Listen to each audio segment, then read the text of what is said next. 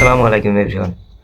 আপনারা যারা দীর্ঘদিন ধরে গ্রামীণ সিম ব্যবহার করছেন কিন্তু কিছুদিন যাবৎ আপনার এই গ্রামীণ সিমে বিভিন্ন ধরনের অফার চালু হয়ে গিয়েছে, যার কারণে আপনার এই গ্রামীণ সিমে রিচার্জ করার পরপরই আপনার গ্রামীণ সিমে টাকা কেটে নিচ্ছে, কিন্তু এখন এই টাকা কাটা অফারগুলো কীভাবে বন্ধ করবেন সেটা বুঝতে পারছেন না, তারা এই ভিডিওটা কন্টিনিউ করুন। আপনারাই আপনার মোবাইল দিয়ে গ্রামীণ সিমের এই টাকা কাটা অফারগুলো বন্ধ করতে পারবেন।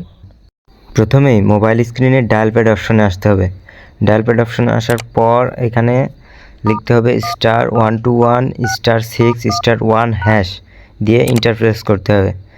তারপর এখানে একটা SMS আসবে, এখানে SMS চলে এসেছে। এখন গট ইটে ক্লিক করে SMS আসার পর এখানে SMSটাতে ক্লিক করব।